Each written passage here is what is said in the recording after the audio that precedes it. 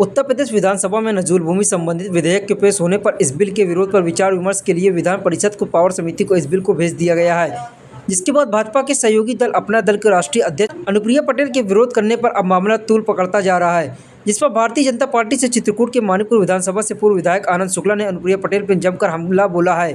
पूर्व विधायक आनंद शुक्ला ने आरोप लगाते हुए बताया कि जब नजूल भूमि संबंधित विधेयक विधानसभा में प्रस्तुत किया तो भाजपा के कई विधायकों ने इस पर असहमति दिखाई थी, जिसके बाद यह बिल को प्रदेश अध्यक्ष के आग्रह पर विमर्श के लिए विधान परिषद की पावर समिति को भेजा गया है। बावजूद इसके अपने दल की राष्ट्रीय अध्यक्ष अनुप्रिया पटेल ने ट्वीट कर इस बिल का विरोध किया है। जब प्रदेश अध्यक्ष जी ने अपनी कार्रवाई कर दी तो अनुप्रिया पटेल जी को यह ट्वीट कतई नहीं करना चाहिए था, क्योंकि जब यह बिल 5 मार्च की कैबिनेट में पास हुआ तो उस बैठक में उनके पति स्वयं मौजूद थे। अगर उनको विरोध करना था तो 5 मार्च को ही करते। जब उन्होंने देखा कि प्रदेश अध्यक्ष जी ने आम जन भावनाओं को देखते हुए पावर समिति को भेजा तो अनुप्रिया पटेल जी उसमें राजनीतिक उद्देश्य को ढूंढने लग गई। मुझे लगता है यह उचित नहीं है, इसलिए सहयोगी दल अनुप्रिया पटेल और संजय पटेल को ऐसा नहीं करना चाहिए था, क्योंकि बैठक में आशीष पटेल और संजय निषाद दोनों मौजूद थे। पिछले 10 वर्षों में सहयोगी दलों का न तो कोई चिट्ठियां आई न विरोध की खबरें आई और इस लोकसभा के चुनाव में सहयोगी दल की स्थिति समझ में आ गई। वे लोग किस स्टंट के तहत अचानक से उनकी चिट्ठियां और ट्वीट आने की बाढ़ से शुरू हो गई, इसमें उनकी क्या मंशा है, मेरा टिप्पणी करना उचित नहीं है, लेकिन यह जनता सब जानती है, स्वयं आकलन कर लेगी। नहीं, नजूल बिल जो आया था अभी विधानसभा में, उसमें हमारे भारतीय जनता पार्टी के कई विधायकों ने अपनी असहमति व्यक्त की थी।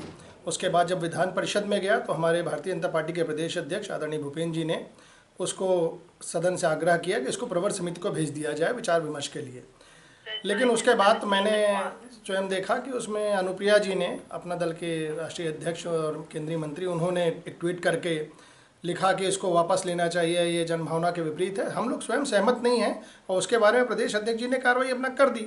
लेकिन अनुप्रिया पटेल जी का ये कतई नहीं बनता कि उनको लिखना चाहिए, क्योंकि जब ये 5 तारीख की कैबिनेट, 5 मार्च की कैबिनेट की बैठक में ये पास हुआ तो उनके पति श्री आशीष पटेल जी स्वयं उस बैठक में मौजूद थे। उनका ट्वीट पढ़ा था कि कैबिनेट बैठक अटेंड की। अगर उनको विरोध करना था तो 5 तारीख को ही अपना विरोध दर्ज कराना चाहिए था, उसके बाद बोलना चाहिए था। फिर जब उन्होंने देखा कि प्रदेश अध्यक्ष जी ने इसको आम जनभावनाओं के समझ के उसको प्रवर समिति को भेजा तो उसमें अपना राजनीतिक उद्देश्य को ढूंढने लग गई।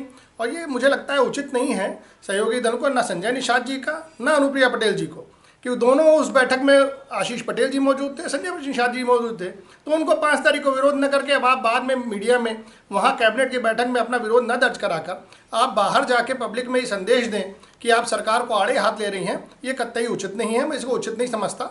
बाकी हमारे शीर्ष नेतृत्व हैं, इस विषय में अपना वो चर्चा और निर्णय करेंगे।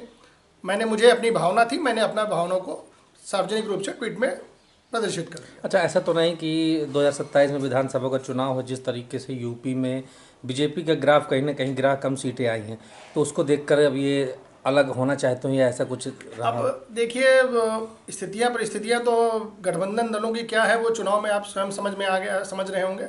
अब उसमें वो लोग किस स्टंट के तहत अचानक से, मैंने देखा पिछले 10 वर्षों में ऐसी कोई चिट्ठियाँ नहीं आई, ना 69,000 भर्तियों को लेकर, ना ऐसे विषयों को लेकर। अब अचानक से ये चिट्ठियों का और ट्वीट का बाढ़ सा शुरू हो गया है। अब ये मुझे उनकी क्या मंशा है, इस पर मेरा कोई टिप्पणी करना उचित नहीं है। लेकिन जनता है, सब जानती है, समझती है कि किसका क्या मंतव्य है, किसका क्या विषय है, वो स्वयं आकलन कर लेंगे।